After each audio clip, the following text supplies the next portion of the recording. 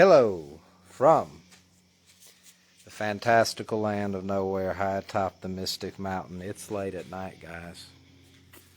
Look at that. Even in the dark, the beauty of this land shines through like a diamond. No, an emerald. Look at this flashlight, man. Look, I'm going to shine this around and I'm going to see like a ghost or something.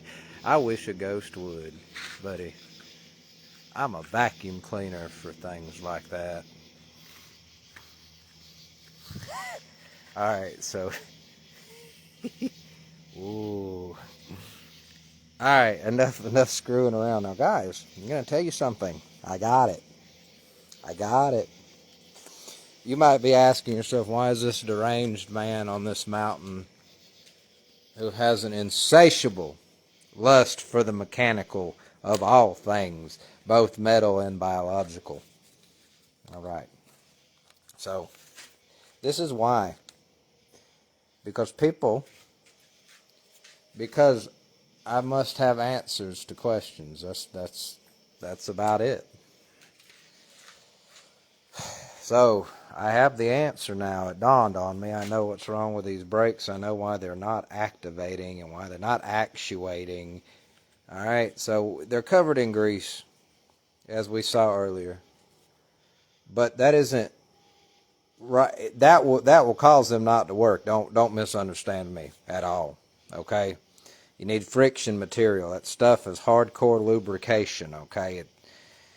When it soaks in, you ain't got no friction material. I get that, okay? I'm not telling you that that's not why brakes won't work when they're covered in grease, okay?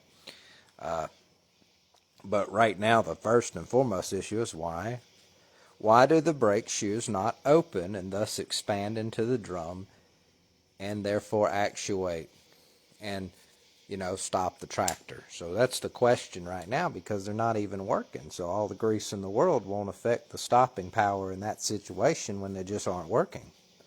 When they're not actuating. I said working, but it's actuating. Whatever. Technicalities and stuff, right? So now after they actuate, they still won't work because the grease is on them. So we have to solve the first problem. Now what's the problem? I'm going to tell you. It's as simple as the brake rod is not adjustable. You might as well not be. That had to have been a brake rod off something else. All right. Like I said, I got two of them on the way. No big deal. If I couldn't have found them, I would have made them. It's just some threads on some rolled steel and some yokes and a little bit. It's nothing. These machines are very simple. I'm going to tell you. Like I was telling you earlier, if you think of how you stop a horse, if you've ever rode a horse before, the way you stop a horse is you're holding the reins, right? And then you pull back on them, and the horse, understands to stop. That's the basics of stopping the horse. Now, the funny thing I noticed here is to use brakes on this Ferguson TO20 from 1949, and many other ones like it that use this old-fashioned brake system, it's kind of like reverse. Imagine like a guy skiing down a slope, right? The way they're holding the sticks in their hand, whatever they're called. And basically, imagine he's holding them down as he's going down, and then he just yanks them forward at the same time. It's kind of like an inverse or a reverse of how you would stop a horse, by pulling up on a stirrup or the reins. Yeah, sorry, whatever. It's like pulling back on the reins. You stop the horse, and basically you hit the brake pedal. The rods get pulled forward, just like that motion, except in reverse, and then it stops. And really, if you're thinking of it from the rod perspective, it pulls it forward, just like stopping a horse. It works just like that, in theory. That's the mechanical nature of it. So, this is the deal. I had to have an answer to why it's not working, because it just wasn't. And the simple answer is the rod. The one rod that's on it is out of adjustment so far. I'm going to explain this to you. You've got this rod. And on the end, this pivots. When you hit it, it rotates clockwise. Let me see. Here we go. Okay, so it's going to be on there like this. And your brake rod connects there. And so we're basically something like that, okay? And this is going to turn that, and that's going to turn with it. I can't do it and hold the camera, but you get the idea. When you hit that brake, this pulls forward and rotates this, and because it's clamped down on it, basically, this turns. This turns with it in that direction, clockwise, just like a clock, to brake. And then you let off, it turns back counterclockwise and releases the brake. Okay, so what we got going on here is the brake, and it's like miraculous to me because I get it. And there's a difference in, okay, that's what it says, and then actually grasping it, right? It's like knowing it, understanding it, and realizing it. All right? And so I knew that that's what it was, and that's how it was supposed to work. But then I understood it, but I had to come out here and tinker on it and take it apart and mess with it. And I managed to beat this thing out. I'm about to beat it back in because now I don't actually need to take this apart. Because when you adjust that rod, I'm going to come out here and show you. Since you get that part, and when this thing pivots, this block at the end turns, and as a result, it spreads the brake shoes or opens them up. Get my flashlight or you guys won't be able to see. I know this isn't a professional, this ain't a professional production, alright? It's not my best work here, but I just wanted to show you. Alright, so like I said earlier in another video, and a million other people on YouTube about these brakes have said, is you've got these little pivot points on both sides. You got the end, there's your rod, and it'll go back there and it would hook up to the thing that I've got in my hand And so right now, this is your brake pedal. And it's got a pivoting thing too that holds the rod that goes back there and works the same. Now it's down. Now that's key here to understanding how this works, and how how this is adjusted and how it works. That's key. All right. It naturally wants to go down as if you're pushing it. Okay, that's key. Oh God. Okay. So our brake rod would be back there in that hole. And it would come out. I'm going to try to turn this light down a little bit for you guys. There we go. And it would come out of that hole, and it would pivot, and the brake shoes, when it pivots, it pushes the brake shoes open. Just like I was explaining on the bench, it turns it clockwise. Imagine that's like a clock hand, and you push the brakes, and it pulls forward, and thus it spins. It turns it like that. We're not stopping. We want to stop. We hit the brake. Watch the light. Oh, that's how it goes. And when that happens, that little block on the other rod, it more pivots like that, and it hits both shoes and they open. Mainly this top one on both sides when you hit the main pedal. All right. So what we got to understand is that pedal, the main brake pedal, it wants to naturally be in the pushed position, the pressed position downward. See, because watch this. Let me try to set this light up where you guys can see. Alright, now say we want to stop. We hit the brake, we hit the brake, it's pulled forward, now the brake pedal's off. That tapping was it hitting that tie rod. The brake pedal's arm hitting it. Now watch, naturally, nothing is, I'm sorry about the light. Nothing is restrained. Let me see if I can turn this flash on. Okay, so it's in the up position. That nothing's holding it. Now I'm gonna let my hand off, and it wants to move into the stopped position. All right, we're not touching the brake. Now we hit the brake. Oh, see what I'm saying? It pulls it. Now that it wants to do that naturally, and that works. That kind of. In my head, because I was raised on these modern cars, even though this isn't a car, I get it. That kind of is a pressure, it's a force that kind of helps you to balance them. So when we have the rod in there, okay, and what's going to happen that's going to stop this thing from going to the down position is we're going to stop it from, we're in the up. naturally it wants to pull full, it wants to drop on that side, and it would be in a applied position as if you're pressing it. And what's going to stop that is when that rod's in here, that little block, this thing, it's going to do the same effect, and it's going to try to apply the brakes. But because that block cannot open these until you actually push the pedal when they're in there and that block's touching them, there's enough resistance in the form of these not being able to open unless you push to stop this effect that causes the brake pedal to fall down. You understand? So what you want to do is when you've got this rod in here, all right, this is our thing right here, and you see this. Now when we got a rod in here, we adjust this rod. This is a different rod. This is our adjustment rod. This is our brake actuator rod. That would be right there. Now you adjust this pedal,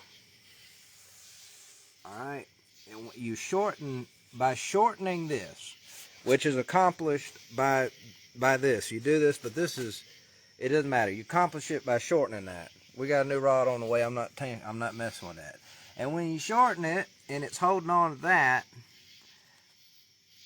because that motion up there is enough to hold this in place. Everything is counterbalanced and able to hold in place just because that brake pedal wants to fall down naturally, and this up here is going to stop it. It basically, you get the point, right? It balances, so it can't go either way. So when you shorten this rod, this thing right here is going to come forward. Now when you lengthen it, it's going to go backwards. So we want to shorten it so that this will happen, so that it'll come forward. Because when it comes forward, it'll work. It'll stop perfect. There's nothing that will actually get in the way of this cam right here or this big old bolt and nut. It'll pull forward. Everything will work when you push the regular pedal. Now the tricky part is using this other pedal, which is right here. It's this one right here. This creates your steering brake effect. It's an independent, separate pedal. Now when you push that down, instead of going forward, when you push the steering brake pedal down, it wants to pivot backwards. That's how it's supposed to work. And it'll only actuate, basically it pivots the other way. It doesn't matter. It basically makes the wheel on the side that you push that pedal, because both sides have a pedal. It pulls it back, and it causes that wheel and that wheel alone to stop, and it kind of gives you a zero turn effect. Makes the turning radius a lot better. Alright, so what we had going on here was, because that rod was way too long, we had this out here, and by the time that you understand, there's a bolt on the other end and there's a lip right there. That bolt caught that, and because the rod can't be adjusted, it's too long, it's the wrong rod. So by the time we hit that brake, it couldn't travel far enough to actuate this rod in here. By the time it actuated, you had a pedal, because the brake pedal's hitting that shelf over there, and by the time you try and use this independent block, you can't go but like a centimeter or two. The brakes won't work at all. So what we got to do is we've got to shorten that rod, and by doing that, this comes forward. And you want to do it so that that block is going to be just ready to apply them brakes. All right, you're going to do it, and when it's ready to, when you got that, this thing's not going to be back here like it was, or the other side is right now till I fix that one. It's going to be up here naturally somewhere, and that means that little block, it's going to be resting just on the lip of both of these. And maybe, it's ready. When you hit that brake, they're going to spread then, and your brakes will work. That's the theory of it. So you gotta have to make this all work. You understand? You gotta have the right rod. I said that earlier, but I didn't understand the theory. But I get it now, and that's the theory of it. So you got to have that thing. So this pulls forward, and that turns up, and that's making, because right now, if it's way back here, that thing is turned. I wish I could show you. I can't right now. I'll go on the other side, because the other side's open and it's in one piece, and I might can show it to you with its pedal. Because I know someone out there is like me, and they really want to fix the brakes on their machine, and they're scratching their head, and they cannot understand how these things work, or why your pedal's bottoming out before you get any brake or anything. They're driving themselves crazy. So that's why I'm making this video. Hopefully someone can understand. Somebody finds it, and it helps them to fix their machine. Basically, this is the end of that rod. That right there. That's the end of our rod. That's our rod when it's in there. And basically, that's what I was talking about. It's way back here. That needs to be up here. And you accomplish that by adjusting your brake rod. Because right now, watch, I'm going to push this pedal. That's what I got. It doesn't apply the brakes. Now, when you push them forward, you see, watch this little arm. You got to come all the way up there to get them to open. Alright?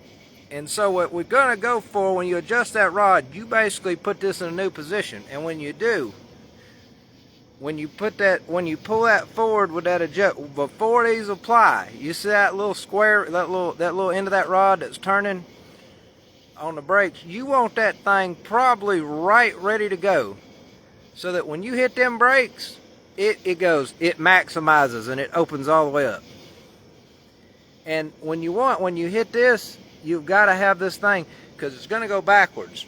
And when it goes backwards, you're going to run out of, you see this bolt right here? You see that bolt back in there? Right in there. There's a bolt now. When I push this down, you see what I'm saying? That's what stops it.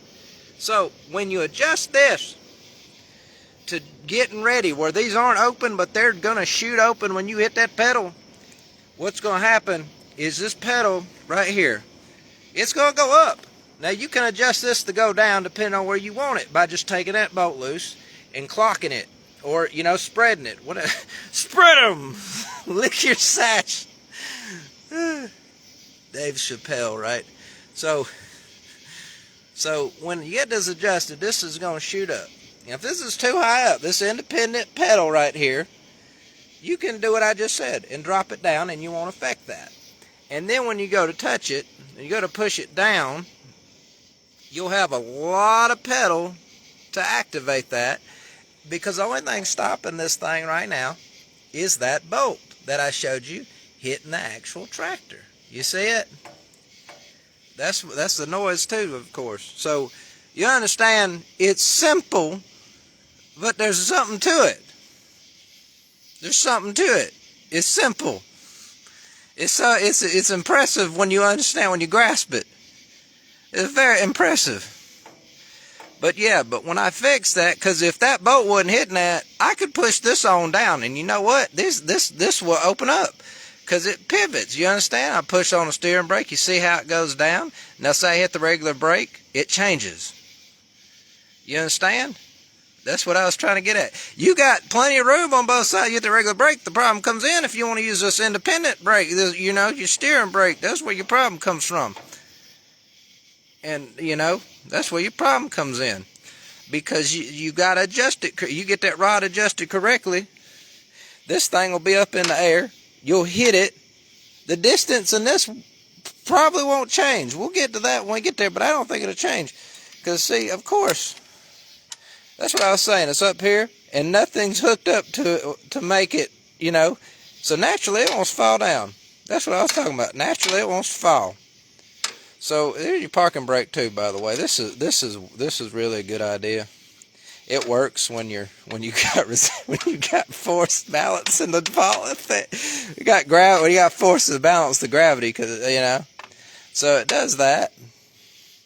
And we'll have it up here. And see, we can only go so high before it hits that. Now, if you want to cheat, and you shouldn't cheat, you should understand because you can fix it right and better, but you could probably cheat. You could probably shave the arm down. You couldn't shave it down much. You might could even bend this arms.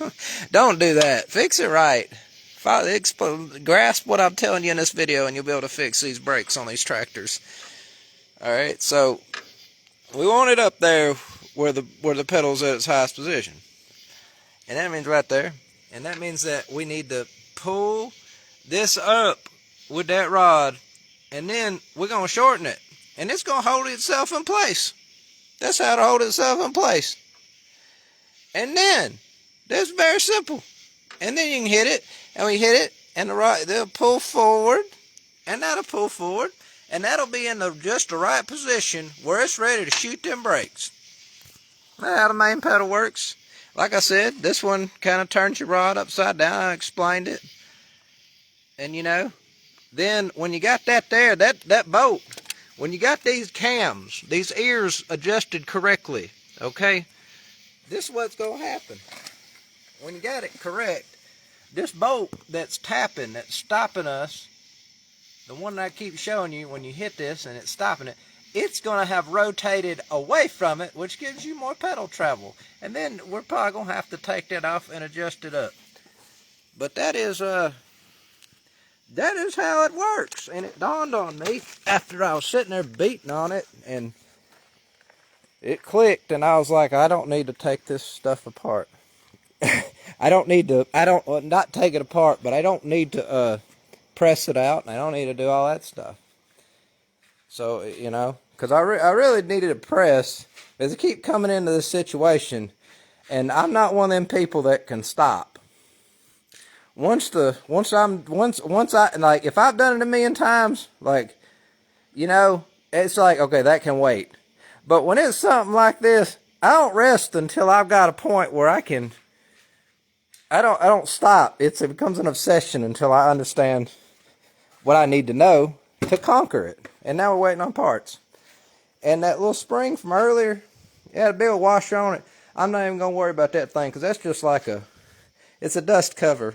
They used a lot of metal on this stuff because it was built, and that one wasn't, but a lot of them that you see, tractors that look like that, a lot of them had steel wheels on. They were built during like war times, so rubber was rationed out. There's some that was rationed out, but steel and metal, they could get that. So a lot of things were made out of a lot of metal.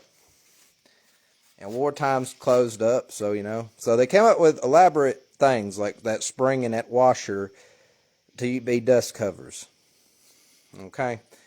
That's why things were really sturdy, because the engineers were forced to figure out, how can I make a metal machine, because I can get plenty of metal, you know. But as the war ration efforts went away and the war ended, you know, World War II ended and stuff like that, the rationing died down and things became more plastic. As plastic was discovered a little bit later, whatever. Listen, as the war ended, you could get rubber and things of that nature, okay? I'm not a historian. I don't know what was there, but that's the basic idea. That's why a lot of things like that tractor are so durable and resilient, because they were made out of a lot of, you know, they were made like that. So basically, that is how those brakes work. And that is all I need to do to fix it. And I need to go get that thing, and I need to beat it back in place and put this rod back together, because I knew that's why I didn't just start taking it apart and altering it and things. I was going to do that if I had to make it work. I would have made them work, and they would have worked like they're supposed to, but they wouldn't have been as they were supposed to, and you know, whatever. So anyways, that is how all this brake works, and that is the trick. And you know, I couldn't rest until I got it. That's why I'm up at midnight, you know, explaining it, because I got it now. I know how to fix these brakes. So yeah, all right, guys. If you watch this long, drawn out video in the dark, thank you. All right. Hope you have a great day, and I hope everything goes your way. Good night.